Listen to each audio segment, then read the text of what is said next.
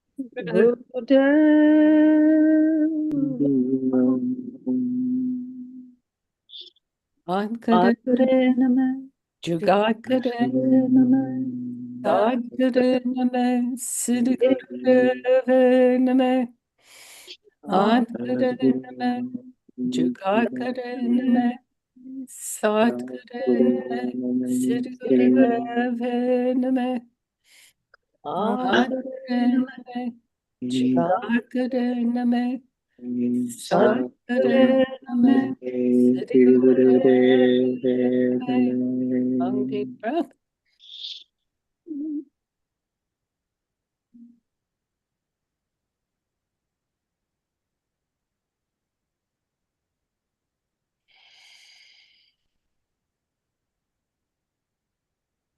Good. And keep up with heart breath, with our coherent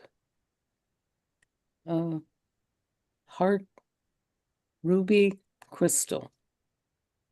Thank you. And please begin.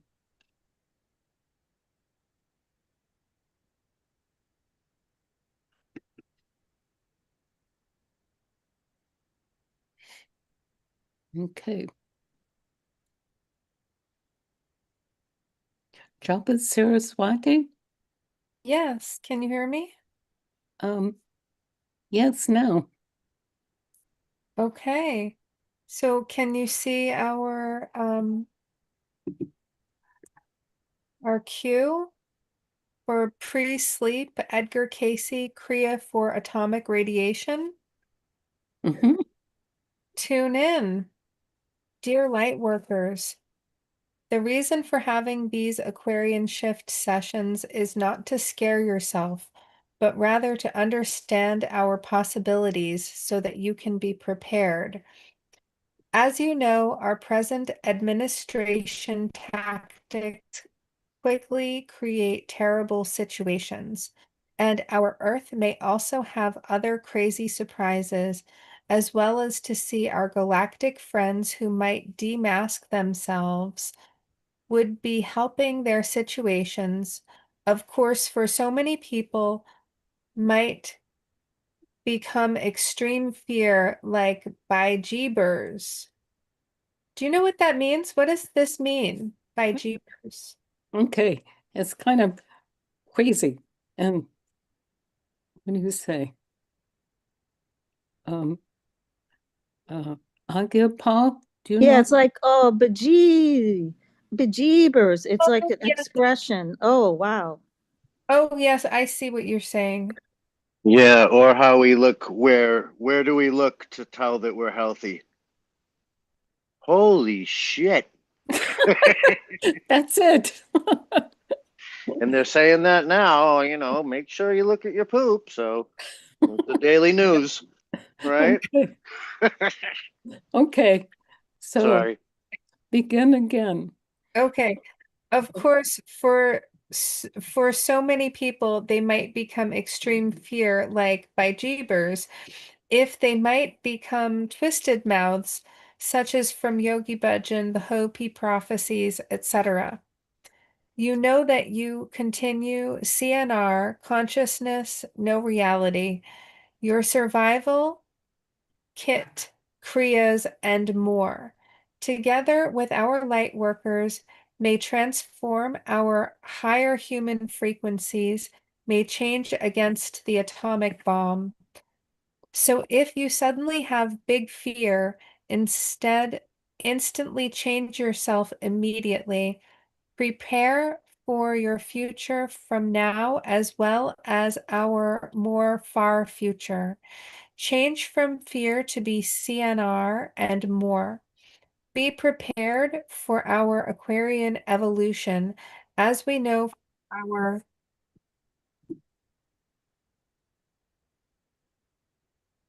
it's our Girl Scout.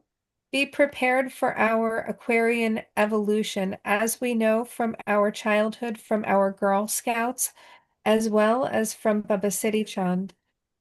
This is definitely changing our evolution for our Earth, humans, animals, flora, waters, atmosphere, etc.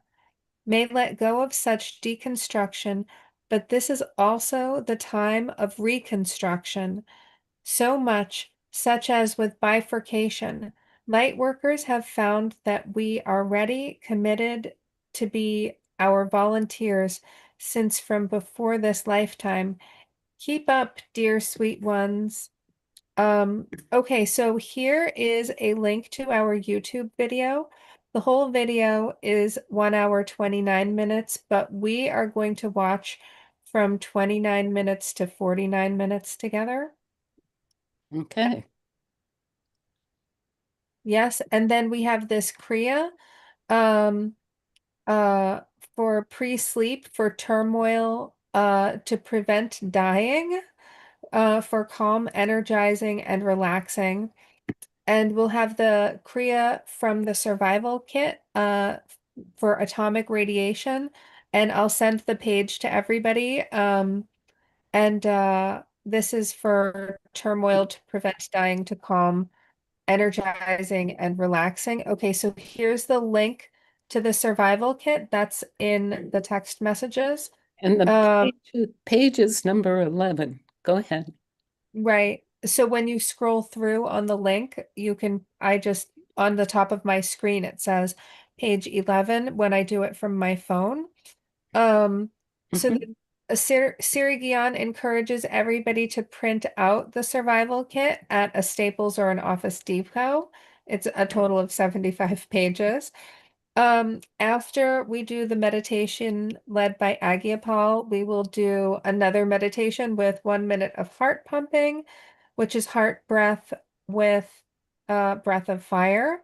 And we'll do 5 minutes of consciousness, no reality, which is strong heart breath, belly breath, nose inhale for 6 seconds, nose exhale for 6 seconds, and breathing from out your heart center. Slide from fear. Let go from any of your nasty, difficult old stuff. No reality, no thinking, no everyday self. Only feel, just be light. And then we will spend 2 minutes to become awareness and understand what happened from everyday self. Use your notes, listen and share. Lots of love, Siri Gian. Yes. Hello. Yay! Does everybody understand that? I do. Okay. Good deal. Okay, so now give me a sec and I'm gonna switch.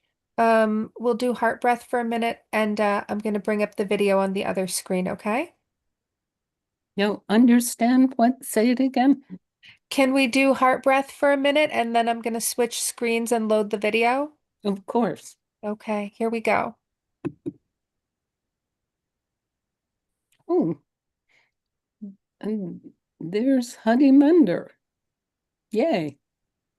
Oh, and would you tune in, Harimandir?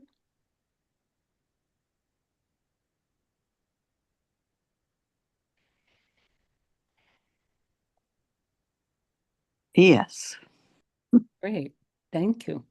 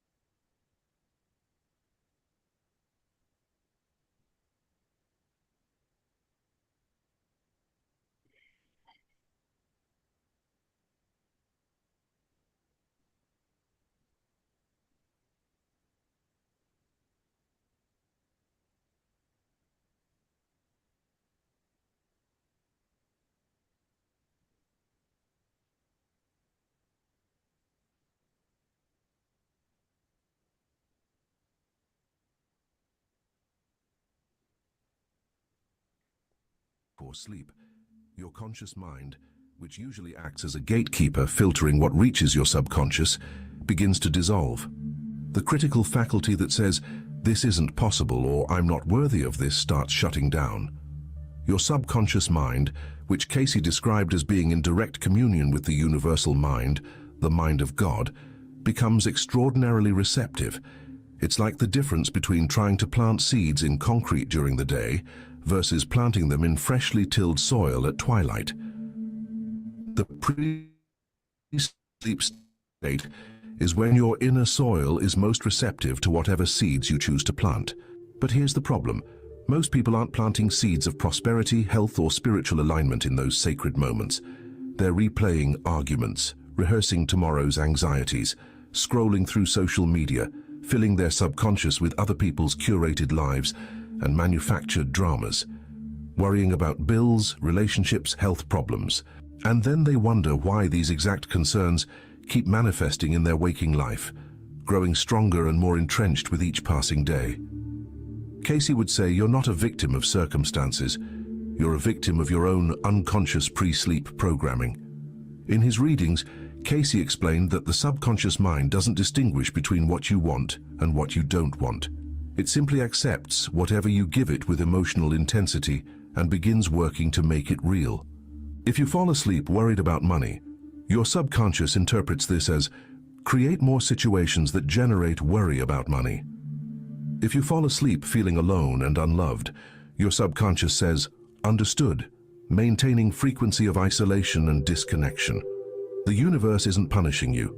You're instructing it every single night to create more of what you're focused on in those final conscious moments.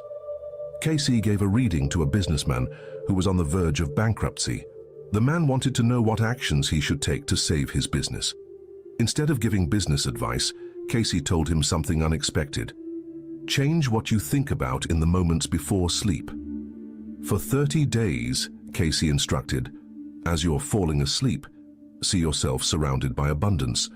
Feel gratitude for prosperity that hasn't manifested yet. Imagine successful business transactions. Thank God for divine guidance in all financial matters. The man was skeptical. How could bedtime thoughts save a failing business? But he was desperate enough to try. Within weeks, unexpected contracts appeared. Former clients returned. New opportunities emerged from nowhere. The business not only survived, but thrived. The only thing that changed was his pre-sleep intention.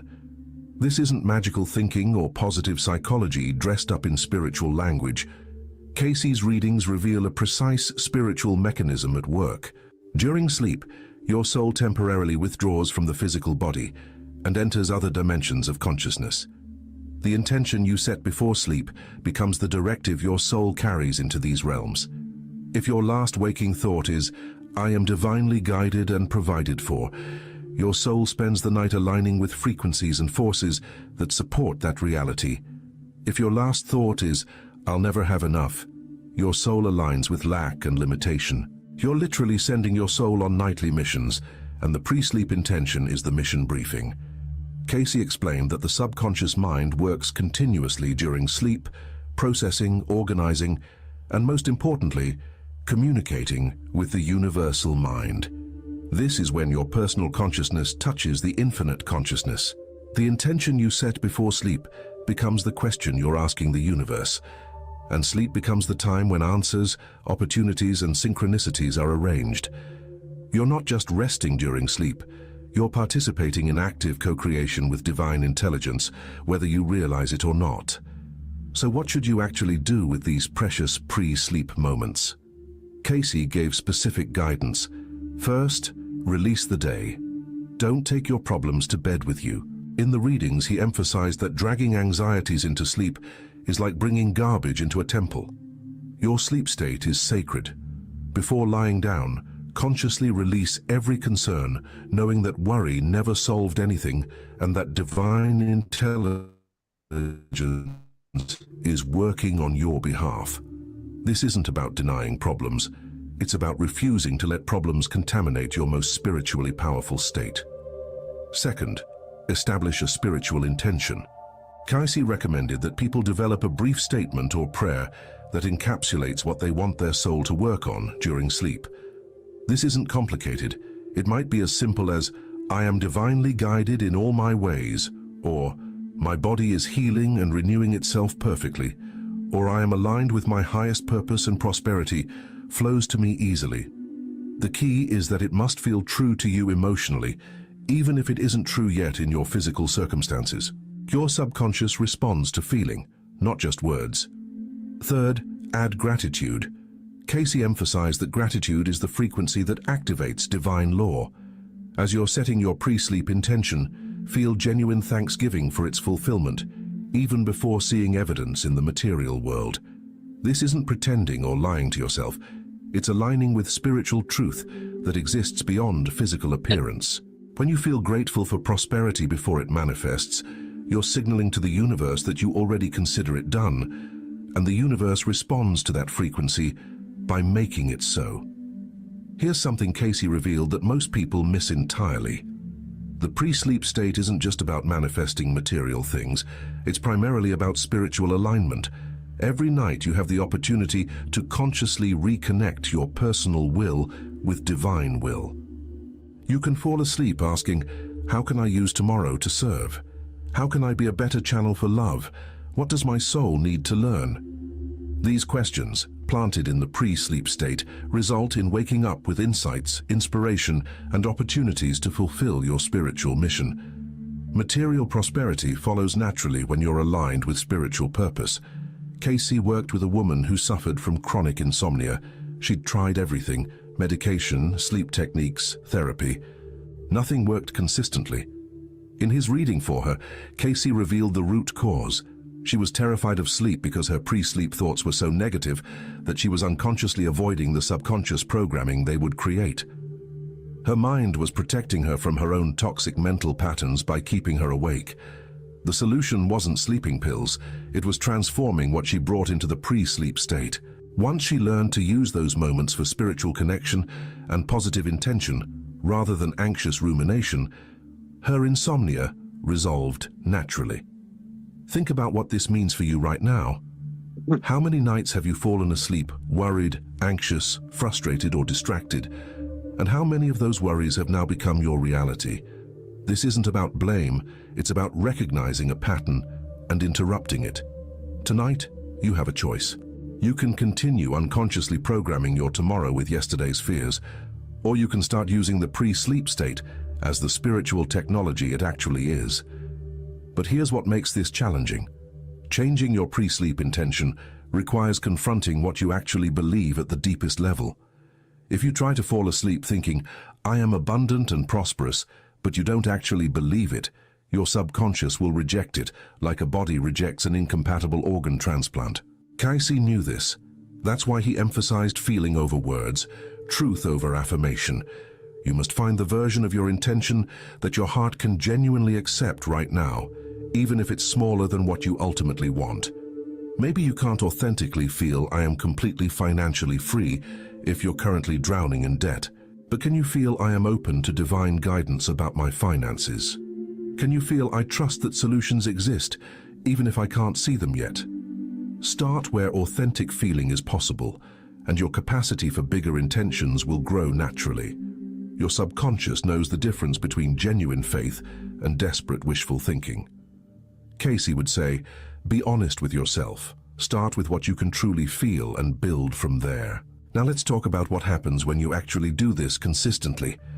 Cayce's readings are filled with accounts of people who transformed their lives through intentional pre-sleep practice. Health conditions improved, financial situations shifted, relationships healed. But the most profound changes weren't external, they were internal. People reported waking up with clarity about decisions they'd been struggling with for years. They received creative solutions to seemingly impossible problems. They felt guided, supported, connected to something larger than themselves. One of Cayce's most interesting insights was about dreams.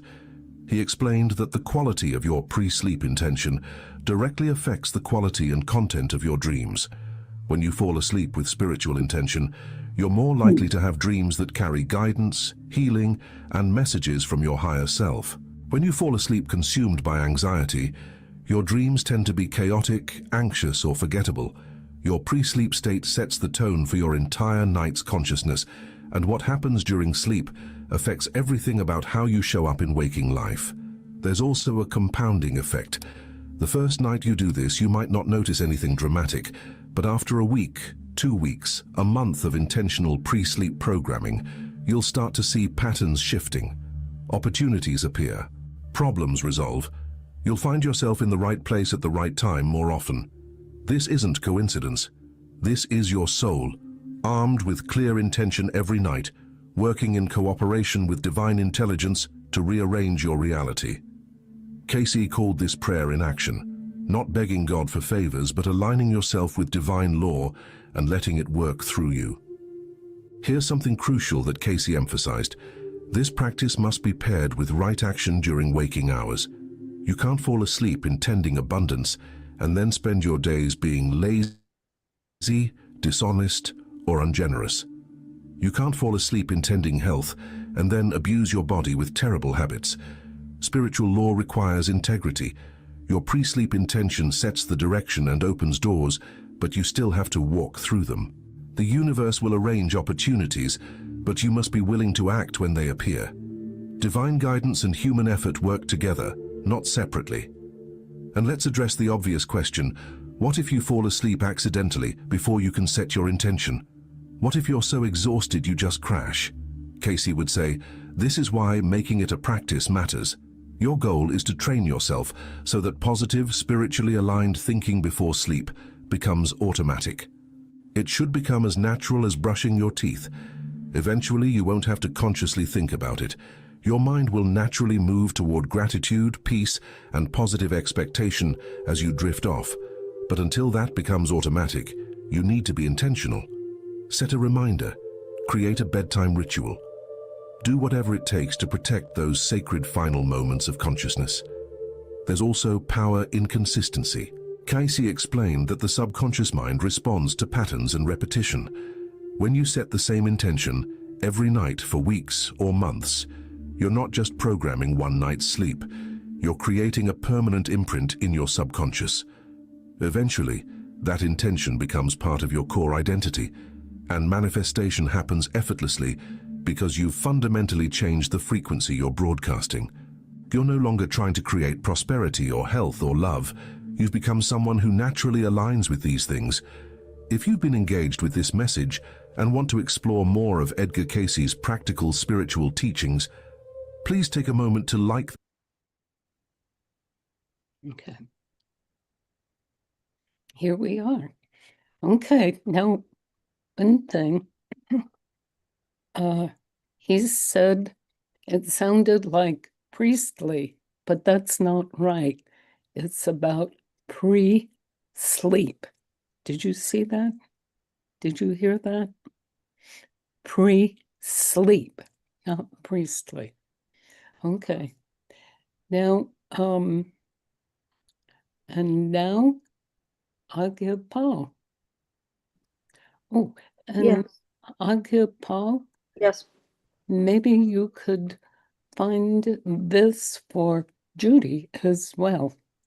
Oh, this video is, I'm going to have her watch this because this is exactly what is happening for her. Uh-huh. Going to sleep with anxious thoughts, negative thoughts, Yeah, and not sleeping. right. And this happens now for the Aquarian shift. Thank you so much for this. Yes. Yes. And it's so simple. Okay. Yeah. Well, I have more to say later when I share, but so for now, I shall ask everyone to shift your attention to this Kriya. Wait a minute. yeah. Can you make this page bigger? Japa? Japa. Oh, okay. Uh-oh. Go ahead. I guess not. Okay, so this is the meditation. That's good. For atomic radiation. And the date on it is 5/17/78. The date of my mom's passing was 5/17. So this, synchronicities. No, no, yeah. So I'll just explain very briefly what it's going to do for us, and then I'll go through it with us, and then we'll do a 5-minute meditation. So radiation is already affecting people in the United States. If in the event of an atomic war, you are not destroyed, radiation alone will not kill you if your gene aura is 1 inch thick. If your inside is in a turmoil, this meditation will prevent you from dying. It can be done anytime, and its effect will be to calm you, to energize you, and to relax you. Okay, so here we go. Please sit straight in easy pose so your spine is elongated. So your upper arms, as you see in the picture, hug your sides with your upper arms, and then hold your lower arms up so that your hands are as high as your neck. Okay, your palms are facing out, and your hands are in Gyan Mudra, which we know is the tip of our forefinger and the tip of our thumb together. Okay, so we're sitting straight, and our palms are facing out in Gyan Mudra. So then we are going to chant this chant. Hari Hari Hare. We're going to do 3 times on one breath. That's a little challenging, but we can do it. And it's in 6/8 time, and it's in the key of D minor. So it goes something like this. Prana apana shashmana hari hari har hari har hari har hari. So it's prana apana shashmana hari hari har hari har hari har hari. And so prana is the life force that's corresponding to the electron. The apana is corresponding to it's an eliminating force corresponding to the proton. And the shushmana is the central force corresponding to the neutron. It's interesting. Since then, there's a lot other particles found in. But we're just focusing on the electron, the proton, and the neutron. The electrons, well, we know, have a negative charge, protons positive charge, and neutrons are neutral.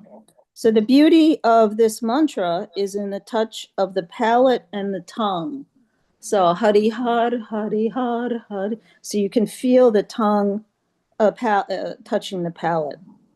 And he says that you can do this for as long as you want, singly or in a group, and says that you can do it for 62 minutes and then measure yourself with an electrocardiograph just to see how you, calm down. And he's saying it's very powerful. Yes, I love it. I've been doing it.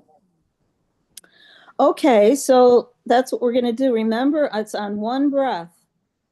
Prana, apana, shushmana, hari, hari, har, hari, har, hari, har, hari. And then you do 3 times if you can, on one breath.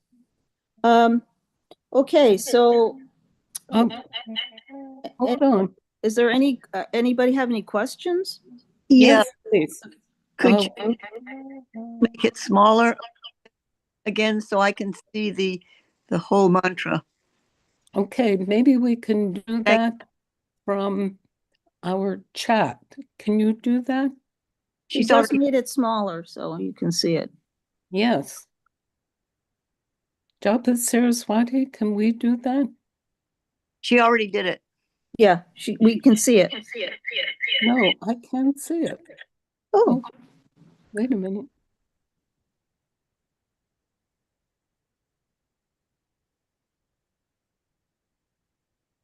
Okay.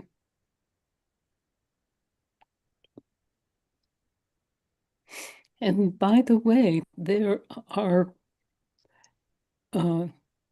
tons of people having that problem right now with sleep, yeah, including me. yeah. Mhm. And Pam Gregory too, she said. Some nights Right. she doesn't sleep at all, and the next night she'll sleep for 10 hours. So it's very strange. Wow. Thank you, Edgar Cayce. Yes, exactly. Okay, so Harimandir, you had a question on the mantra? No, I can see it now. Okay. I can't see it. You can see that, and I can. Oh, wait a minute. Just I have to say chat. Just it's displaying on our screen. Okay. So shall we begin? No, wait a minute. No? Okay. I can't see there. Japa Saraswati, how can we do that?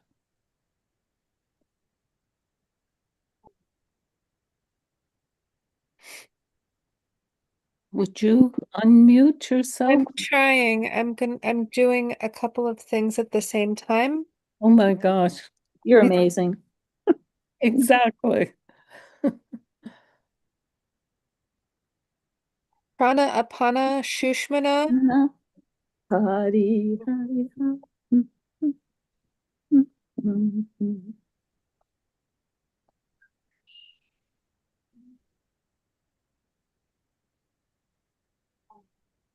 Okay, I think I got it.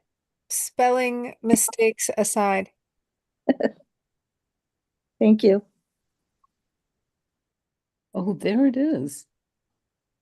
Prana Apana Shushmana. Did you know Harimandir also has another spiritual name? Yes, I was going to ask her about that because of this Kriya, because of this mantra. Yes, how about that?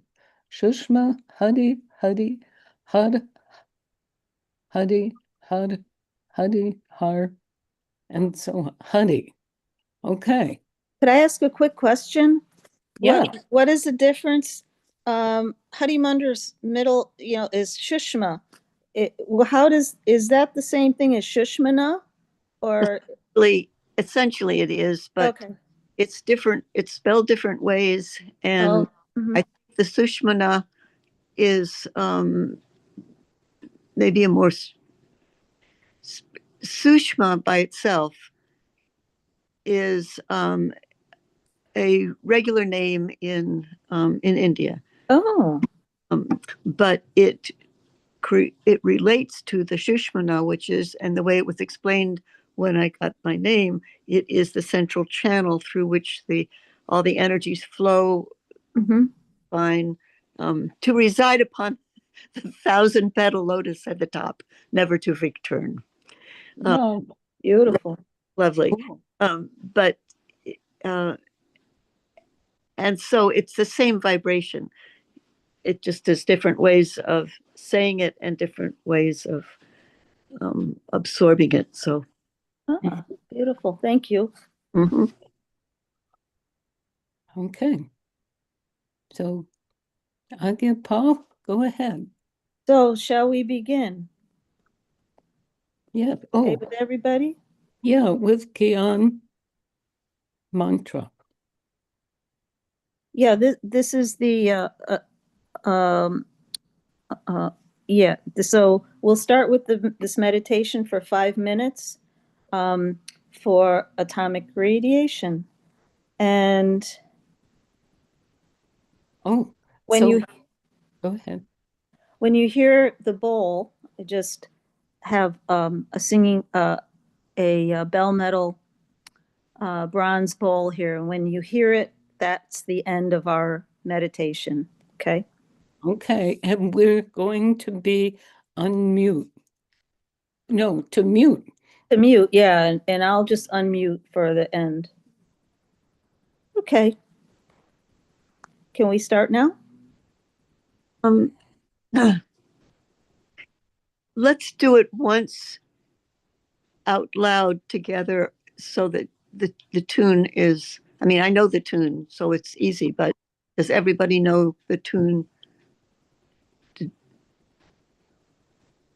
Would you lead us, Harimandir, for the first chant? Would you sing it? Or do you have a recording? Aagia Pal, does somebody have it? You mean prana, shishmana? Yeah, let's do it a couple times around. So Okay. that we get so that we have the sound current. Okay, and then after we do that, I'll just begin the 5 minutes of meditation. So we're going to do a couple of rounds just to get the frequency and the vibrations going, and then we'll just start the meditation, if that's okay. Good. Okay. So, apana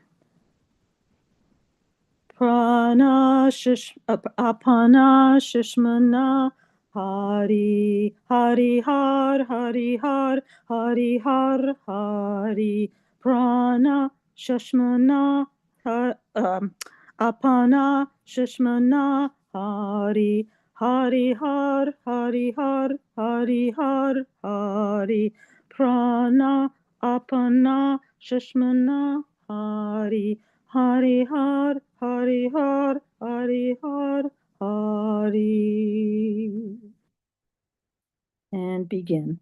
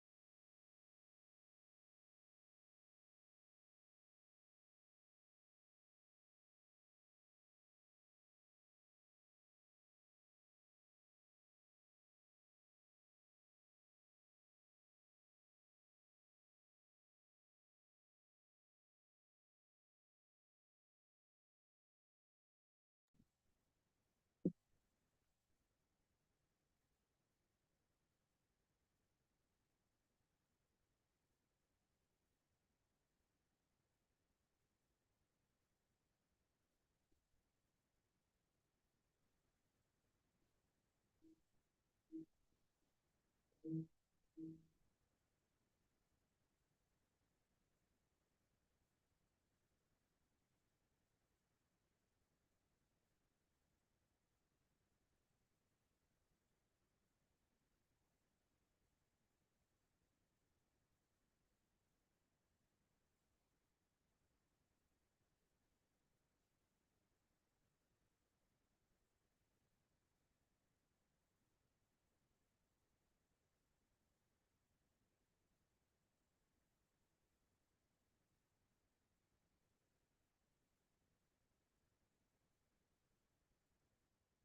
inhale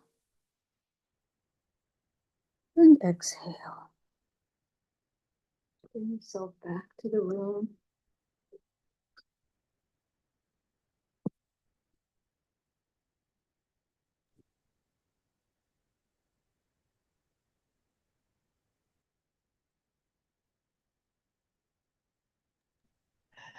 And thank you. And the words is about 3 times on one deep breath. Okay. So now, This please, is Harimandir. I wanted to say something about that. okay, good. Thank you very much. Um, Okay, because now we have pumping. Okay. I would like to say something about the how we chant it, because until it is really deeply in your mind, chanting it really fast takes away all Yes. the the what's the word, the way the tongue hits the mouth and everything. Mhm. I think the intention is that the exhale is, or the chant is longer than the inhale, but doing it on one breath works fine. Doing it on 3 or 4 breaths as you chant it works fine. Trying to do it all at once, you lose Yes. the mouth, the treasure of the Mhm. pronunciation. So don't worry about 3 times a breath. Don't worry if your breath is less than it used to be, or deeper than it used, shallower than it used to be. And don't worry about whether it's all in one monotone kind of tone. It can go high or low, or as long as you have the rhythm and the um, plenty of time to actually enunciate. That's the word I was looking for. Um, it all works. Okay. Thank you very much. Okay. And now, please, for heart jumping and begin.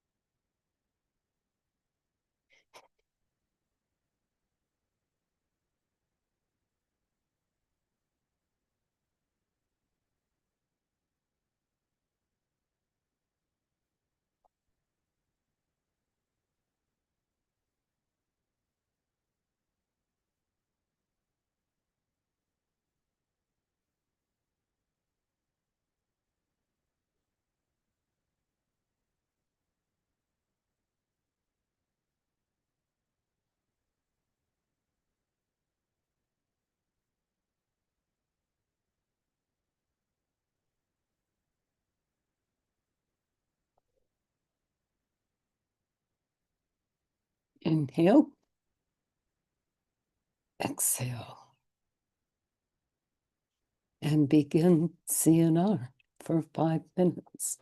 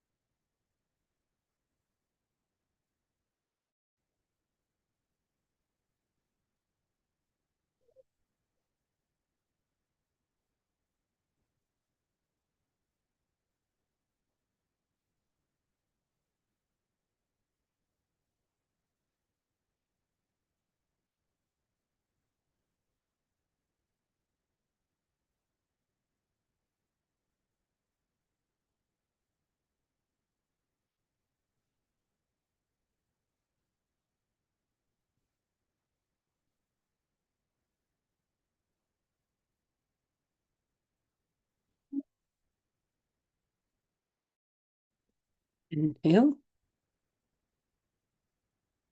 Exhale. And breathe.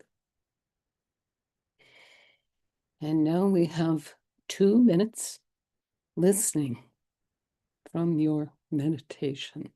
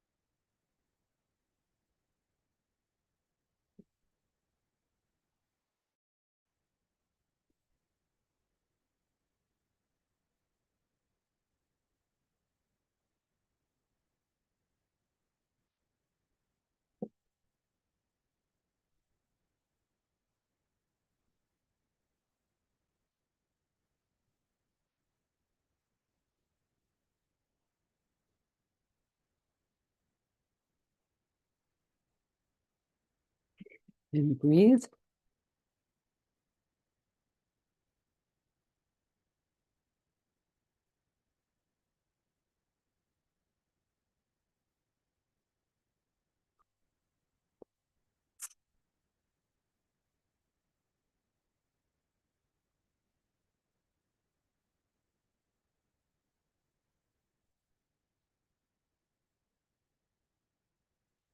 Okay. So inhale. Exhale. Aagia Pal, are you ready? Yes. Okay.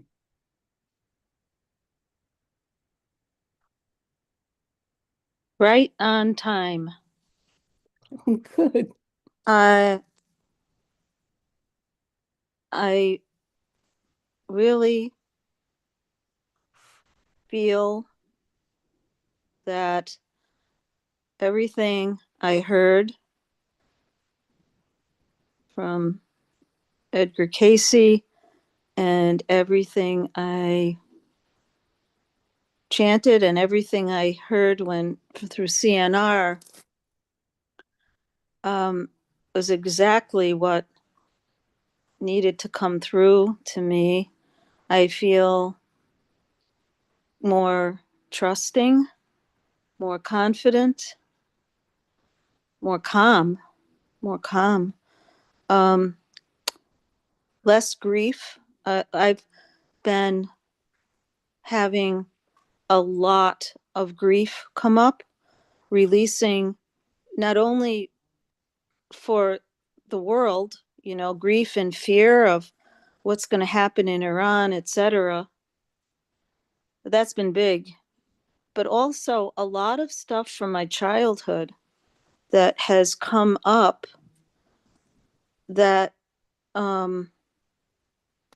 yeah, that needs to be released. And it, not that I even want to look at it, it's just very hard. And so it feels like I am moving into being a myself, and that so many years I have operated and executed a plan that I thought was expected of me. And so yeah, and so doing was not happy, just not happy, because I wasn't being myself. So this moving into this who I am, more wholeness, is the trajectory that is is happening for me. And more and more, and this has been before today too, I've become appreciative of the power of the subconscious mind, and like never before. And beginning with Dr. Hugh Len, and seeing what he did in a like a new light, a deeper light, and watching something that he talked about. Yeah, so I think we all know this, but and I could say I knew it too, but did I really know it? And so he, as he said, he went to this, from Hawaii to this psychiatric hospital in California, and he saw people there fighting, just being crazy, just acting nuts, and like somebody else I know, but I'm not going to go there right now. But the insanity, yeah. So he saw this, and he began to wonder why, and he came up with the Ho'oponopono. I'm sorry. Please forgive me. I love you. Thank you. And he recognized the fact that what he saw was projected, was launched from his own subconscious mind. So he saw it because it was sitting in his subconscious. So he used the Ho'oponopono to clean his subconscious. And when he did that, he I still don't totally grasp this. People, it helped to heal many people. So the power of our subconscious is, and then when I saw this video with Edgar Cayce, it was just like underscoring, and also helping me to move forward with this notion of the power of the subconscious. Like, when the veil is thin, right before we sleep, right? And what is it? So I guess, we think about what are the thoughts that go through our mind consciously before we sleep, and then making an intention through spiritual integrity, for how we want our soul to work and help us. And then it came to me about my mom. Strangely enough, she would tell me that when she was in college, she was a mathematician. So she was studying some calculus or differential equations. I forget what she said. And she couldn't not figure out the answers or the proofs. And she would do this. She would think about them and she would work on them, and then she would go to sleep. And she said, inevitably in the morning, she'd have the solution. And this is all coming back to me. And I'm like, oh my God, she put this went into her subconscious. Her soul went out and, did the work. of solving the problem. And then she had it when she woke up. And, you know, I just thought, I didn't know what to think. I said, okay, Ma, great. I'm glad for you, happy for you, whatever. But now I understand the gravity of that and the depth and the power. And then I was like, why never that happened to me? And, of course, my attitude was not a good one. But with her, she did not even, she was like pure and clean in that she was just focusing on solving a problem. So that's kind of what I needed to share today. And I'm very grateful for this group and to be able to share this and to meditate with this group. And so what I'm going to do now is, and work, focus more on, well, watch the video again, and then focus more on my thoughts, like right prior to sleep, and set intentions that, and he said it was important, set, plausible, like workable, believable intentions, and work up to the larger ones, and things that I can believe right now about myself. And what I'm also going to do, shh, baby, is share this with Judy, who just doesn't sleep until early morning, and then she's gets a couple hours. It's just terrible. Right. Okay. And with the Aquarian, they oftentimes up to wake up at maybe 3 or 4 a.m. That's me. There you go. I'm up at 3, not happy about it, but I am. And yeah, and yep, I do it then. Right. Watch the deer, feed the birds, and then do a CNR. Wonderful. Okay. Nature is very healing, and going out in nature is, and with the trees and all, is, I find, very healing. Wonderful. Yeah.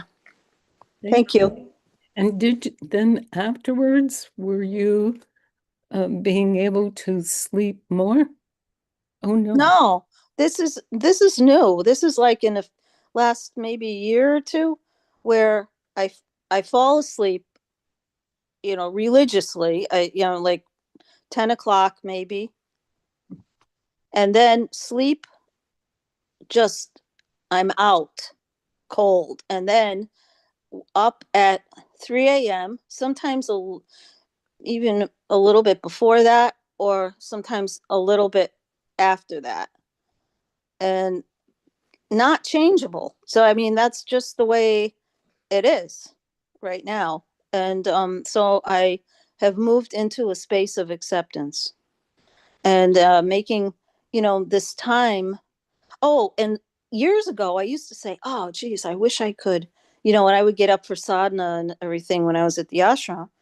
Oh, I wish I could get up, or oh, I wish that would be great and I could do this and that.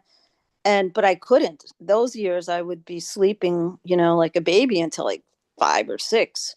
But now I guess my prayers are answered. I'm up at 3:30. Isn't that amazing? Yeah, it is. It's quite amazing.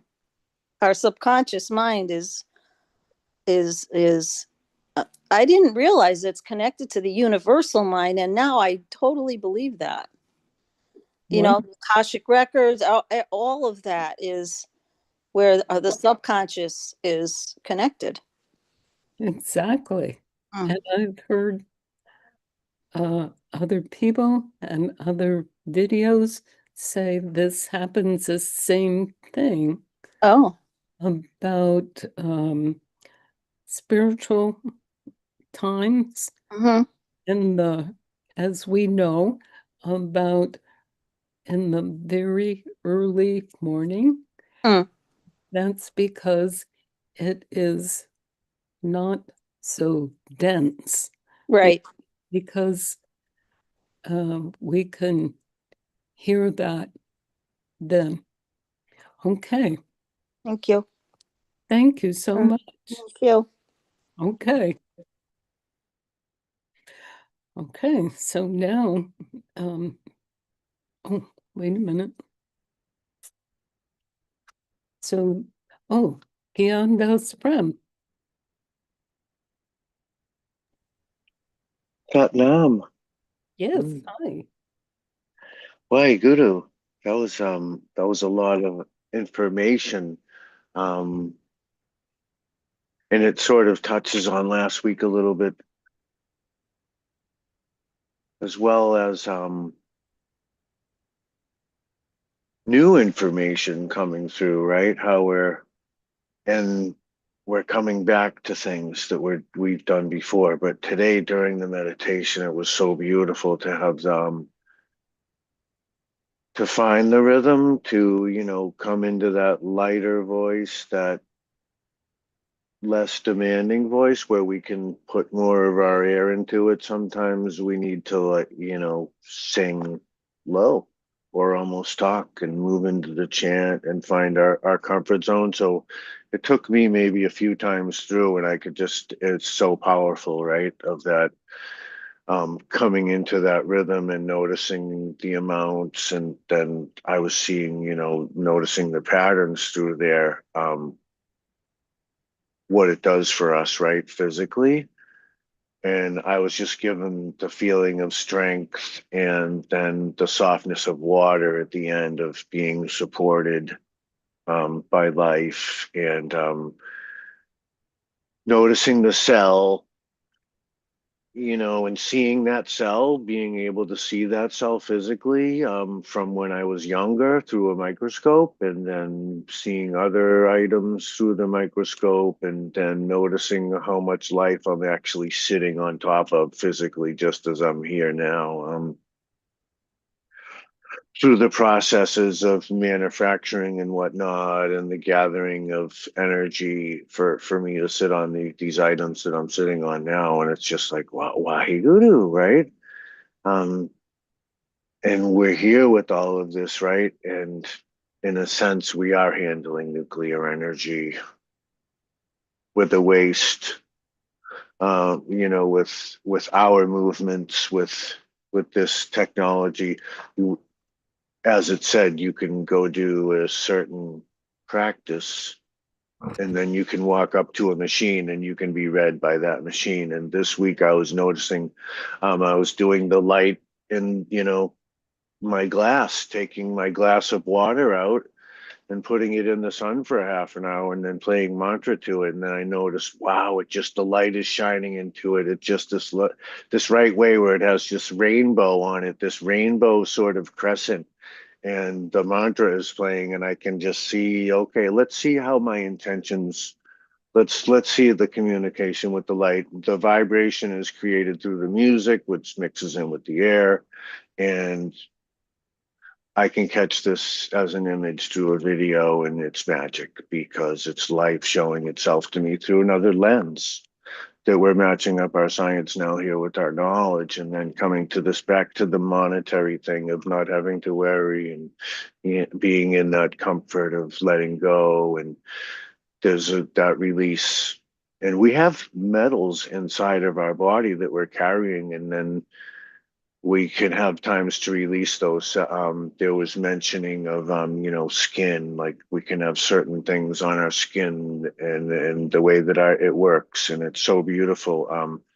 And hair can push out certain things and whatnot, right? And I was mentioning the 17 degrees through the hair last week, and I'm looking around for signs, and I'm actually practicing with nature now more, and noticing the wind, and how that works and how it can come down and build up and the way that the earth is, moving and vibrating, and I can actually see the earth vibrating in that water within the cup from the earth's vibration, the building's vibration, all these vibrations of items that we've created, and then back to me, I'm an item, right? So I've been created through two other items. It took two items to create my item, and then there was other items before that, planetary objects, a person. So for me, it's back to the birds, because I think that they've been speaking to me since I was young, and I just see this, and coming into these practices of AI and everything, and we took ink to a feather and we just started to write down certain things, and we created these practices, and now we have all these wonderful tools that we're able to use and share with while we're opening. We can explore different things, because that's what seeking is going to allow us to come into these other ways and to say, oh, okay, lightning balls are real. Okay, so that's probably what I saw. But I know it was actual because I was already awake and doing things, and that's certain things happen. Some, like I was saying before the power goes out, sometimes you can see the ball of lightning traveling down the wire, right? Because it's going to lose its ground. It's lost its ground at one point. It has to jump back up into the air, and it disconnects the power. Right, and that's a frequency. There's certain frequency loads here. We have a traveling path that we're on, so we're creating energy within that path. And now, if we can notice our aura and come back to that, right, that 10 bodies, that was written a long time ago, right? And the bird comes right back to me again and says, you can let that go, and if you want, and just dance. So, and I was at this Kirtan Kriya, last week, and there's so much intention, and the spring is coming through, and the ground is singing aloud from the ancestors who are dancing here and singing here and celebrating here, and then all of a sudden we came here and look at what do we create here in this country? Energy, music, art, vibrant materials, just from seemingly all over the world to just come to this place now at this time, this yuga, this time that we're in now, with the gathering of information through species and time and traveling, planetary. Okay, this is our planet. This is a gift here. And then the moon, and then we go beyond, but we see less explained than what we know, but that allows us to seek and to come back into that way of, okay, I can be like a child and sort of hand that over to somebody else, right? Because it's shared. So within that, noticing that you're not really handing it over, you're sort of blending it in. So, and for me personally, it's coming to that, noticing myself, right, through all of these lives before me and my experiences and my dreams that may show me things that I absorb through vibration into this amazing machine that's called the brain, and then these other parts of inside my body. I mean, it's just an amazing technology, and they're all different. Like, so the birds have their thing, what they do. I can't really hear everything that they do, but if I notice what they're doing and I can slowly hear that sound that they're making or whatnot, and then sort of connect into that, right? It's becoming part of who I am. It's helping me notice where they are, where we are together, moving here together. They're doing what they're doing. I'm doing what I'm doing, just like people. And I have had my opinions before, and it can get pretty rough, right? Because what we're going through, and we're saying, oh my goodness, oh wow, why guru, it's still allowing us here all to be here doing this, so when we're coming together, noticing all of that power that we've used and bringing it up to this place of saying, okay, and it's like the body too, where I'm going to recycle this. I'm physically going to recycle this as much as I can within my own being and my ability, right? So, and then I can enhance that ability if possible. And sometimes it's good just to be there to listen for somebody too, right? Regardless of what they're going through, and because our acceptance of that, there's a willingness that we go through stages when we're going, when we are with all of this and noticing all of this, right? That we sort of, okay, we can compartmentalize so much and bring it into that 4%. We can also let it go, right? But it's for the individual to experience, I think. And for me, just noticing today the way of the freedom of, information within the self, because we're sharing that prayer today, like in our voice, in our way, in our breath, and the Waheguru, right? Wow, I mean, I scribble down a bunch of stuff, and it's like, the what I've been practicing, being hypnotized, is something that can be uncomfortable at first, right? But and yes, the people will come. The people that we need will come with, with the intentions and whatnot, and by our working. But I do realize that everyone is given a different place on, where their ecosystem, right? So within that place that we're living, and within that small part of our lives, where we're creating outside of the world as well. So if we can notice within the struggle, right? Because we're admitting and committing, mistakes that we can come back to and notice, like in the moment.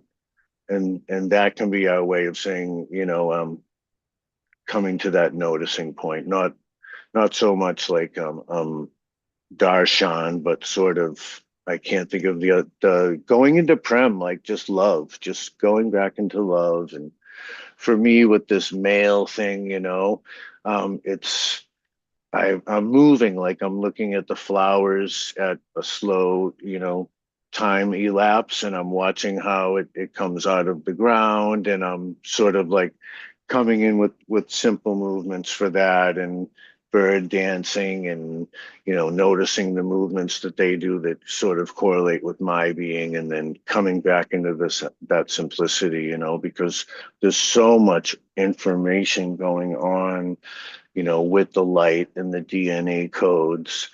But at the same time, it's so simple that it's almost like coming back to that aha moment of the glass and the water, and the simplicity of that supply. So, and we're purifying that, right?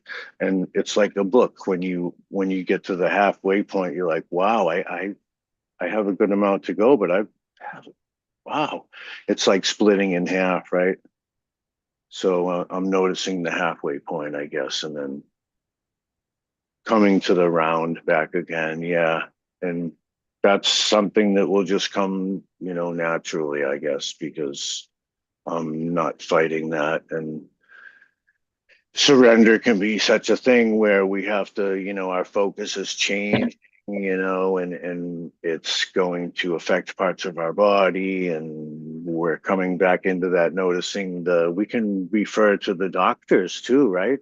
For them, and we can go back to the music and noticing that it is working with what we're doing in different situations, different styles of music.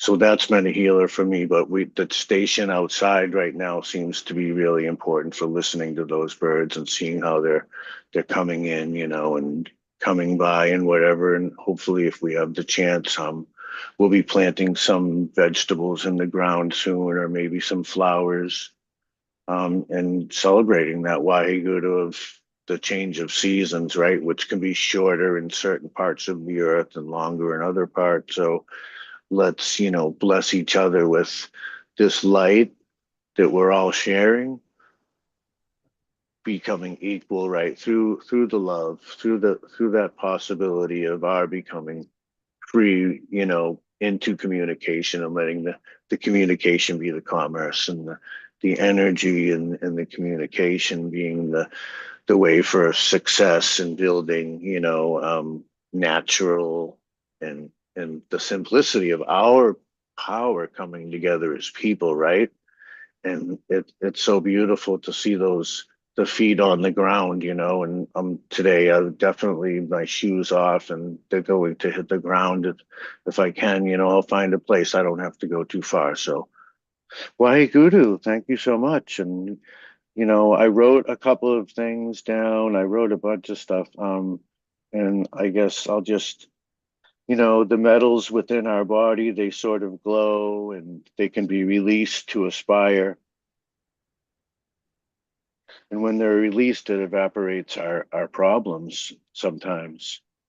And that can allow us, while we're noticing that sort of evaporation, we can see the unseen and we can watch it return to its place in a sense where we always don't see it. We can focus in and sort of notice that way of the lifting of the actions. I always love to refer back to the clouds and the lifting of the water and the returning of the water and the souls, right? Each soul is sort of like a drop of rain coming back to give us a little thanks and stuff, and feeling that raindrop is, it's almost like a tear sometimes if we go out and accept that way, right? So yeah, thank you so much for this opportunity. Waheguru, Waheguru. Thank you, dear. Okay, Harimandir. Sushmana.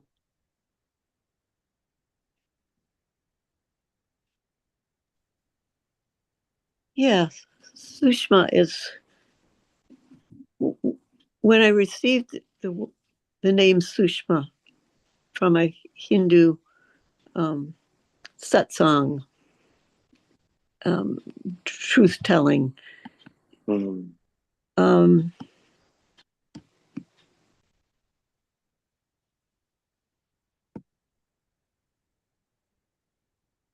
and from a Buddhist, I had a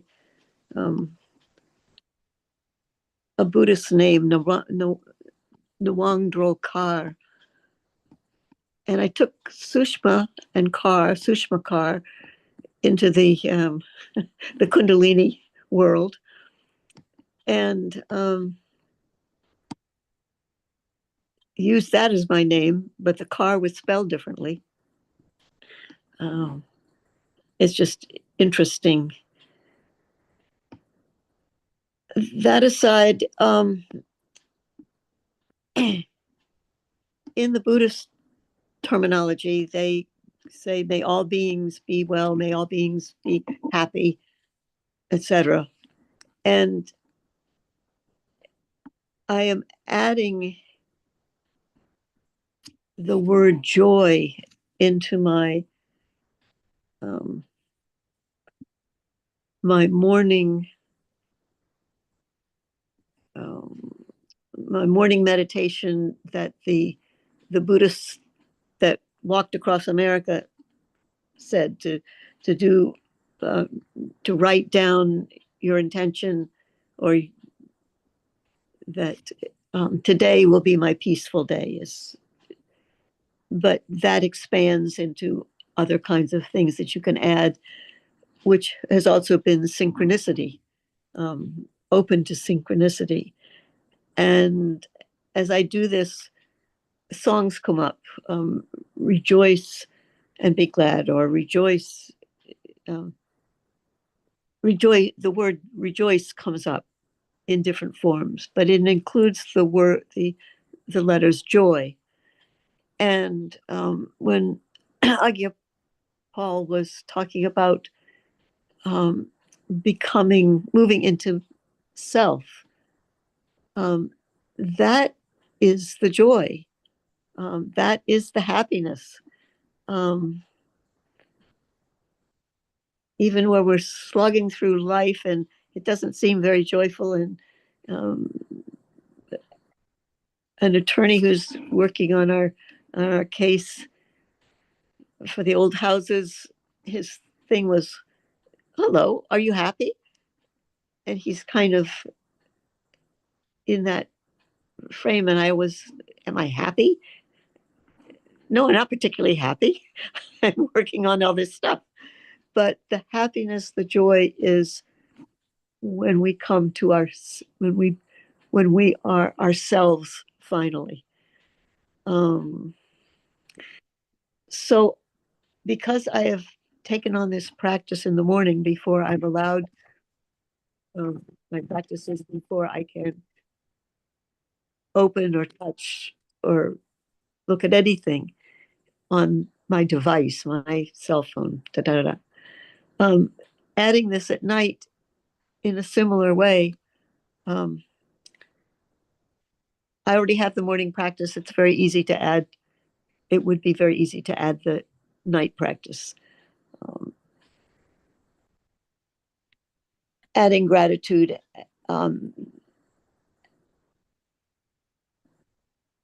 having a brief statement, and adding brief questions that won't take very long. It's just before you go to bed.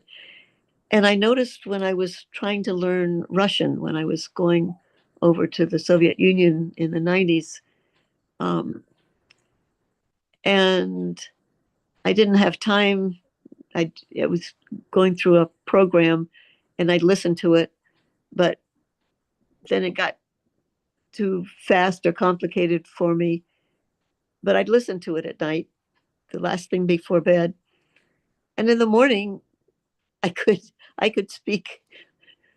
I knew the words that I had no clue of the night before when I was just rotely reading the program or listening to the program. So I've had tangible experience in what you put in at night will come out during the day, conceivably. Back in the day, at the same time Dr. Hugh Lin was doing Ho'oponopono, Dr. Emoto was writing the hidden messages of water. And at that point, on food bowls that I mix things in, or our water glass or a water container, Dr. Emoto was saying, write on the glass itself, on the bowl, it's the container itself, words like love, kindness, forgiveness, gratitude, compassion, peace, whatever. And the the water reads it and puts that into the water. Actually, probably what it does is our intention and our vibration and the vibration that the words are holding put that intention into the water when you drink. So when you drink it, it's all there. That was talked about a lot when his books were new. It's something I think that needs to be re-added.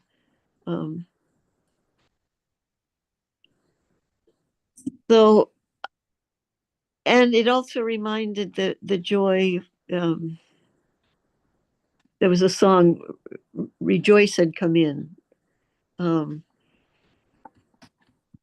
which also had the joy in it, and it reminds me that our dear friend Yogi Bhajan said, "You must laugh out loud every day, or you will go crazy." And there was a whole time when laughter yoga was a big deal back more than 10, 20 years ago. So laughing out loud, it stills the joy. And as I was doing my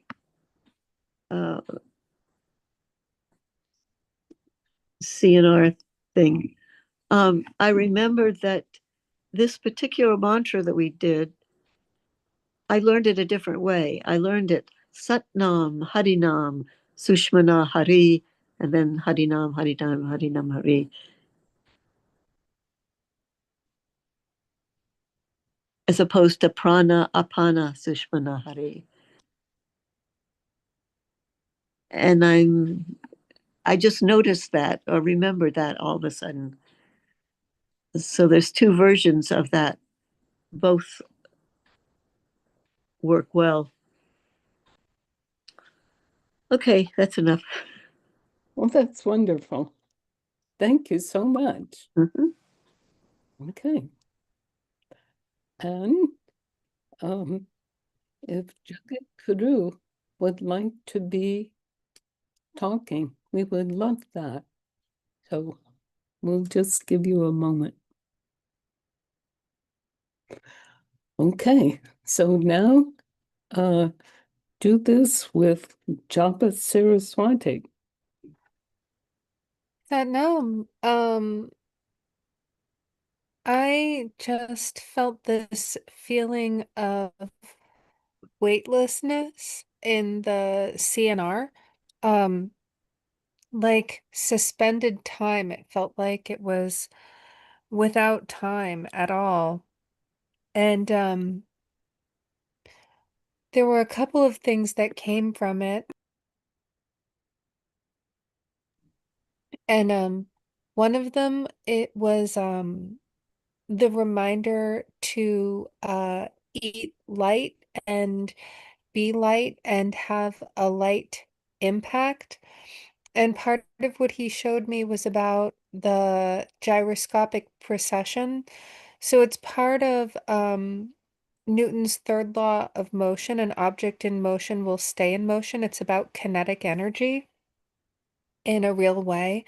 And that's, I realize I used the word kinetic at the end of our message yesterday that people are going to be forced into kinetic reactions, which is like kind of a, I'm feeling like it's either a chain reaction or or on the political scene, that it's either a chain reaction or it's a reaction of somebody being bumped into and and um and uh and this is what I'm feeling both in Mother Nature, like in as far as the planet goes, as well as the governments, as well as ourself. But when I was in CNR with Baba, I was just completely weightless. And I haven't eaten yet today. And I've eaten really pretty light for the last number of days. So I feel very light at the minute.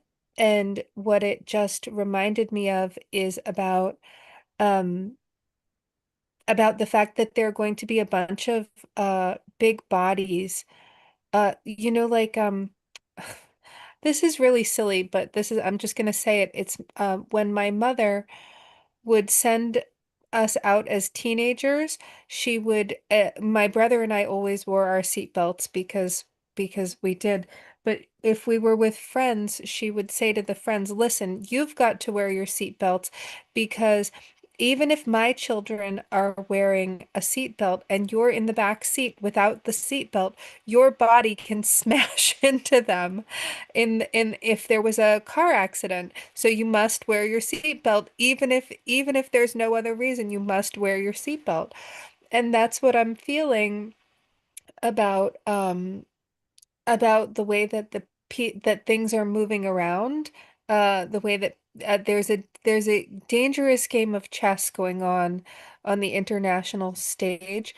And just as far as being light, what I'm feeling is that if we are lighter when we get thrown around, that there will be less impact. If that makes any sense. So, um, yeah, there was that. And then about the sleeplessness, I too have been, it's been for mm, just a few months now because I usually sleep through the night. Like, I mean, there have been times in my life when I've been really stressed and I haven't slept that well, but I'm not having that right now. If I were to ruminate on the politics, like I certainly can't watch politics before bed or anything because that would be incredibly distressing. But I'm finding I'm even going to bed at, 8 or 9 o'clock, which is a reasonable hour for me. And then I wake up, sometime after midnight, and I do feel this sleeplessness.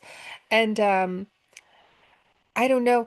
I told this story to Siri Gian, but I'm gonna say it again because when the election happened, the last presidential election happened, I was watching the news results come in over, the course of the evening, and I was falling asleep and Trump was ahead, and I fell asleep and I woke up and I checked the results in real life, and I saw that he had right before, it was at 3 a.m.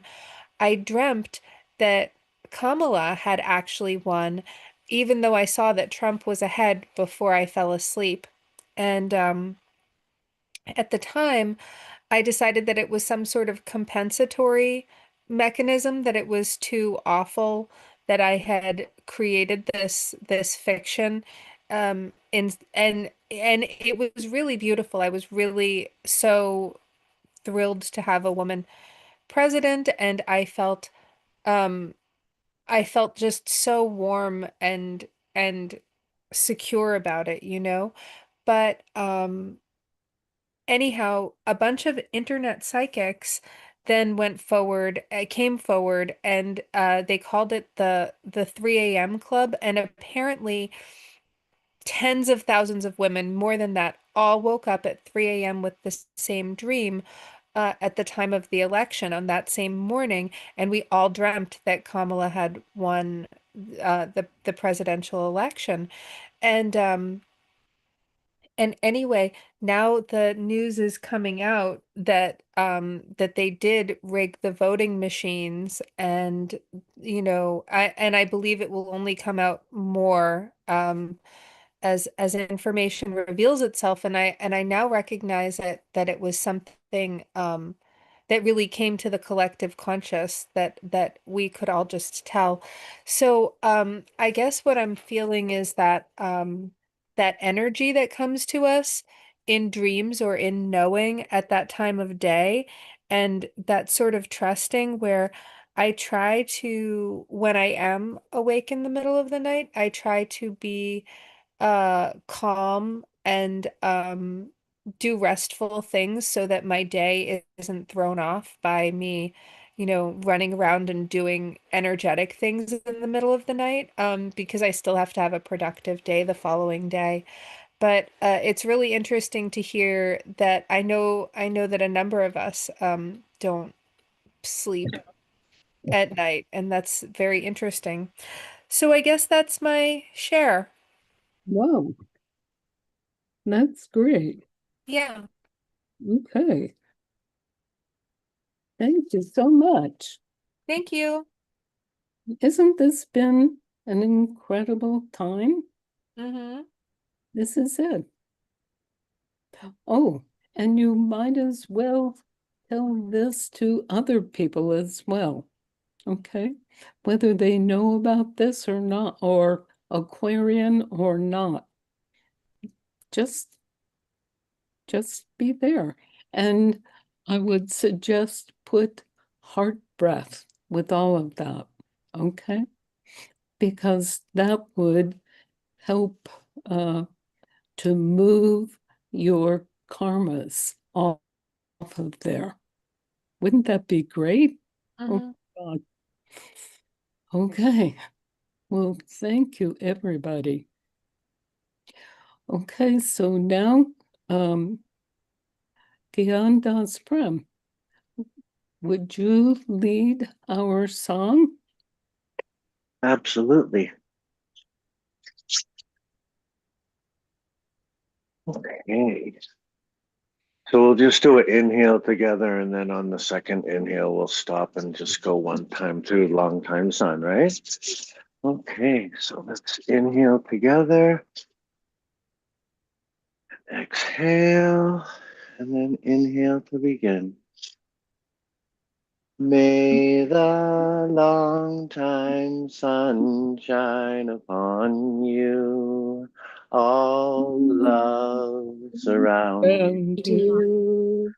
And the pure light within you guide your way on. Guide your way on. Guide your way on. inhale. Stop.